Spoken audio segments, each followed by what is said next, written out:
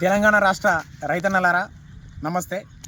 ఈరోజు రుణమాఫీ జరిగిందని సంబరాలు చేసుకుంటున్నారు కొంతమంది. కానీ రుణమాఫీ ఎంతమందికి జరిగింది అంటే లక్షలోపు రుణం తీసుకున్న వాళ్ళు 11 లక్షల మంది రైతులే ఉన్నారా?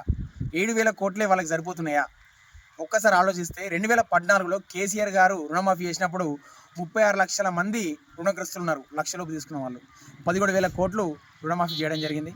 2018లో 19,000 కోట్లు రుణమాఫీ అంచనా వేసుకొని తర్వాత 30 లక్షల మంది రైతులకు 12,000 కోట్లు రుణమాఫీ చేయడం జరిగింది. అంటే దీన్ని బట్టి అప్పటికి ఇప్పటికి సంఖ్య పెరగాలన్నా తగ్గాలన్నా 7,000 దాదాపు సగం తగ్గిపోయింది. అది ఎందుకు తగ్గిందో మీరు ఆలోచించాలా, దాన్ని అర్థం చేసుకోవాలా. అయినా రుణమాఫీ చేస్తూనే రైతులకు ఏం కావాలా అని ఆలోచించింది ఎవరు? ఒక్కసారి మీరు పెద్ద మనసుతో ఆలోచించండి. రైతులకు కావాల్సింది ముఖ్యంగా పంట మొదలు పెట్టాలంటే పెట్టుబడి కావాలా, రైతు బంధు ఇవ్వాలా, వాళ్ళకు పెట్టుబడి పెట్టాలా, వాళ్ళకి పెట్టుబడికి అక్కడ ఇక్కడ అప్పులు చేసుకొని అక్కడ ఇబ్బందులు పడుతున్నారని చెప్పి రైతు బంధు దేశవ్యాప్తంగా ప్రపంచవ్యాప్తంగా మొట్టమొదట దాన్ని పుట్టించిన నాయకుడు ఎవరు? కేసీఆర్. ప్రతి ఒక్క ఎకరానికి డబ్బులు ఇస్తూ మీకు పెట్టుబడి ఇచ్చి పంట వేసుకోండి అని చెప్పి ఆసరాగా నిలిచిండు.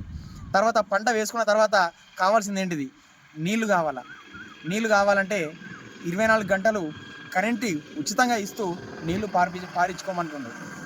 రిగ్గులు పడతలేవు అనేసరికి సాగునీరు భూగర్భ మిషన్ కాకతీయతోని భూగర్భ జలం పెంచిండు. కాళేశ్వరంతో మన రాష్ట్రం చుట్టే నీళ్లు తిరిగేటట్టు చేసి దాదాపు మనకు నీటి కొరత అనేది లేకుండా వేసింది. అది ఎవరు? కేసీఆర్. అంటే పెట్టుబడి ఇచ్చిండు, 24 గంటల కరెంట్ ఇచ్చిండు, కడుపు నిండా నీళ్ళు ఇచ్చిండు. తర్వాత రైతు బీమా ఇస్తుండు. బీమా అంటే ఆ ఇంటికి రైతు పెద్ద చనిపోయిండు అని అంటే ఆ ఇంటికి ఎంత పెద్ద ఇబ్బంది అవుతుందో తెలుసు. కేసీఆర్ రైతులను దగ్గరుండి చేసిండు కాబట్టి ఆ ఇబ్బంది తెలుసుకొని వెంటనే వారం రోజుల లోపల రైతు బీమా 5 లక్షలు ఇచ్చిండు. ఒక్కసారి ఆలోచించండి. ఇవాళ రుణమాఫీ ఇవాళ మన జరుగుతుంది అని చెప్పి ₹1,00,000 జరుగుతుంది కొంతమంది సంబరాలు చేసుకుంటున్నారు.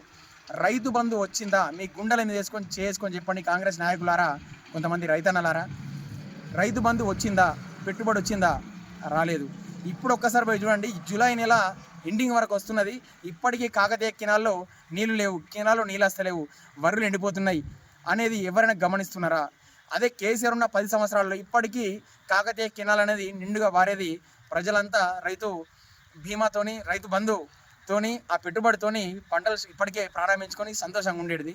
ఈ రైతు రుణమాఫీ అనేది ఒక నెల 2 నెలలు లేట్ అయినా కానీ రైతు బంధు ముందిచ్చి ఈ యొక్క కినాల నీళ్ళు ఇచ్చి 24 గంటల కరెంట్ ఇచ్చి మనల్ని ఆదుకుంటే అది నిజంగా రైతన్నకు ఒక చాలా విలువిచ్చినట్టు ఉంటుంది, ఇప్పుడు ఆదుకున్నట్టు ఉంటుంది. రైతు రుణమాఫీ అనేది రాజకీయ పరంగా వాడుకుంటూ రైతులకు అత్యవసరమైనటువంటి నీళ్లను కాకతీయ కెనాల్ ఇప్పుడు మీరు ఒక్కసారి పోయి చూడండి, కాకతీయ కెనాల్ అంతా క్లోజ్ అయిపోయింది, నీళ్ళు లేవు. కరెంట్ అనేది 24 గంటలు ఇంతకు ముందులాగా ఉంటుందా? మీ గుండెల మీద మీరు చేసేసుకొని చెప్పండి. కరెంట్ ఉండలేదు. రైతు బంధు వచ్చిందా? రైతు బంధు రాలేదు. కేవలం రుణమాఫీ పేరు మీద రైతులందరినీ మన ఆలోచన విధానాన్ని పక్కకు మళ్లించే ప్రయత్నం చేస్తున్నారు. దయచేసి ఆలోచించండి.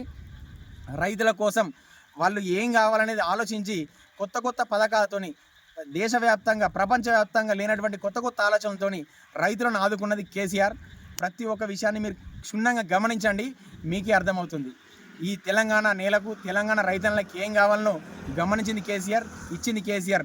దాన్ని కాపీ కొడుతూ వీళ్ళు ముందుకెళ్తున్నారు. అది గమనించి మన తెలంగాణ బిడ్డలంతా కేసీఆర్ గారి నాయకత్వాన్ని గమనించాలని చెప్పి, ఇప్పుడు రేవంత్ రెడ్డి గారి యొక్క స్వార్థ రాజకీయాలను గమనించాలని చెప్పి మనస్ఫూర్తిగా కోరుకుంటూ జై తెలంగాణ.